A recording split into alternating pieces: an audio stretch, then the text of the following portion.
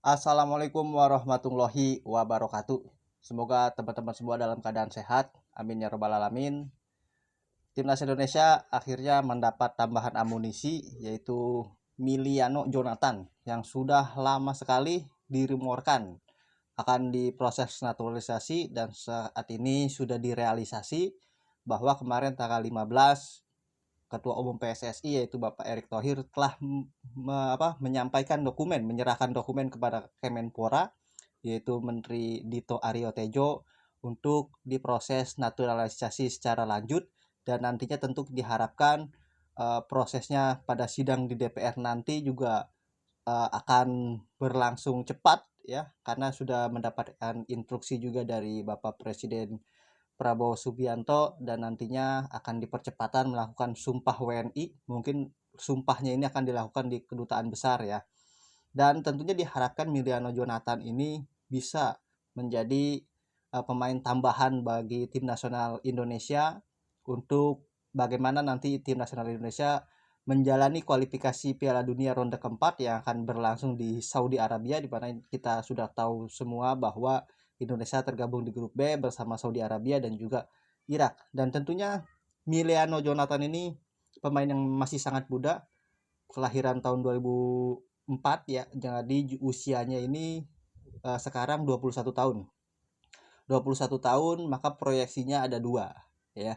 Yang pertama untuk timnas senior untuk berlaga di kualifikasi Piala Dunia ronde keempat, dan yang kedua juga untuk timnas usia 23 yang nanti akan menjalani kualifikasi Piala Asia usia 23 di Gelora Bung Tomo ya, yaitu menghadapi Korea Selatan ya, Makau ya, seperti itu. Dan Milano Jonathan ini posisinya itu RW, right winger ya, sebelah kanan di belakang sampingnya deretannya Kevin Dick kalau kanan ya, bisa menggantikan juga Marcelino Ferdinand di sana, bisa menggantikan juga Egy Maulana Fikri ketika menjadi kebuntuan. Mudah-mudahan nanti Miliano Jonathan ini bisa diharapkan mampu ya menambal sisi kanan kita yang sudah memang agak sedikit bolong ya, dimana kita hanya memiliki di Jenderal Tengah Joey Pelpesi dan juga Tom Hai, namun di kanan hanya ada Marcelino Ferdinand, tapi kita tidak memiliki cadangan yang kuat. Mudah-mudahan nanti Miliano ini bisa langsung nyetel ya dengan permainan timnas Indonesia. Dan sekarang Miliano Jonathan ini bersama tim FC Utrecht, sebelumnya di Vitesse ya, tahun ini dia bergabung dengan FC Utrecht dan satu tim dengan pemain naturalisasi yang sudah dinaturalisasi lama yaitu Ivar Jenner ya. Tentu Ivar Jenner juga sama usianya 21 tahun, mungkin juga pernah mendapatkan bisikan-bisikan dari Ivar Jenner mengenai tim nasional Indonesia, dan akhirnya memang sudah diproses dan mudah-mudahan nanti proses cepat, kalau bisa bulan September udah bisa udah selesai ya proses naturalisasi dari Miliano Jonathan. Memang jauh-jauh hari rumornya, tapi ini diprosesnya baru ini, dan mudah-mudahan prosesnya sangat cepat, prosesnya kita harapkan sangat cepat sehingga nanti mudah-mudahan ada tambahan lagi, mungkin yang disumpah WNI juga bukan satu aja, ada Jirstra juga mudah-mudahan nanti bisa dinaturalisasi dan diproyeksikan untuk tim nasional usia 23, sehingga bisa dua kategori kita, dapat satu pemain tapi bisa dua kategori permainan, timnas seniornya masuk, timnas usia 23-nya masuk. Karena kalau misalkan nanti kita tidak lolos di babak kualifikasi Piala Asia usia 23, mungkin kita agak sedikit malu karena di tahun sebelumnya, di edisi sebelumnya di Piala Asia usia 23 kita mampu tembus ke empat besar ya, walaupun kita peringkat 4, walaupun kita di babak perebutan juara 3 kita tidak berada di peringkat 3. Oke, itu aja dari Milano Jonathan, semoga prosesnya cepat.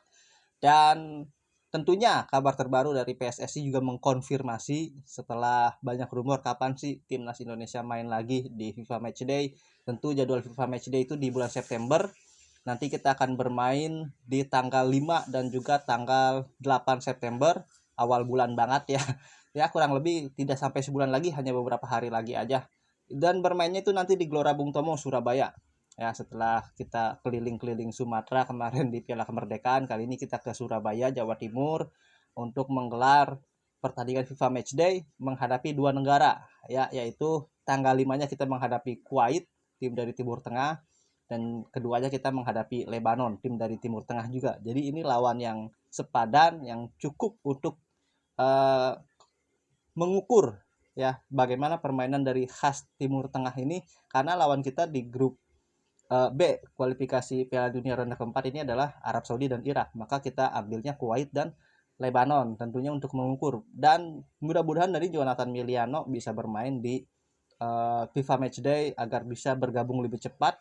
Tentunya mudah-mudahan nanti Garuda Calling juga untuk FIFA Matchday lebih berkualitas lagi pemain-pemain timnas Indonesia, dan Patrick Kluivert saatnya untuk melakukan apa ya, formulasi-formulasi taktik-taktik yang berbeda, atau ibaratnya coba-coba taktik atau formasi, dan juga mental pemain-pemain yang belum pernah bermain mungkin bisa dimasukkan, sehingga mental pada saat nanti kejadian di kualifikasi Piala Dunia apabila pemain-pemain yang tidak diinginkan atau yang kita harapkan itu tidak atau mendapatkan kendala, maka pemain-pemain cadangan dalam kondisi siap. Dan tentunya Kuwait ini berada di bawah Indonesia dan Lebanon berada di atas Indonesia. Jadi kita diapit oleh dua negara yang posisinya di atas dan juga di bawah. Mudah-mudahan dari hasil FIFA Matchday ini tentunya kita tidak mengharapkan menang. Tentu memang menang kita harapkan ya, tapi itu hanya bonus. Kalaupun kalah pun tidak apa-apa. Ya, yang terpenting dari FIFA Matchday ini bagaimana kita meramu taktik permainan, pola permainan kita dari tim kepelatihan Patrick Kluivert dan juga Alex Pastur.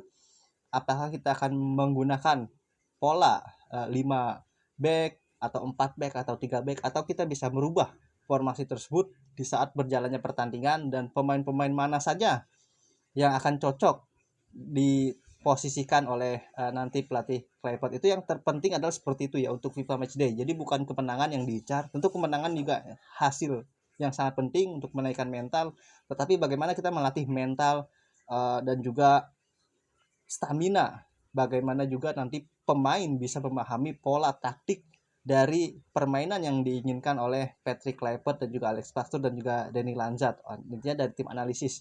Tentu itu yang sangat penting sebenarnya dari FIFA Matchday ketika menghadapi Lebanon dan juga menghadapi Kuwait di tanggal 5 September dan tanggal 8 September.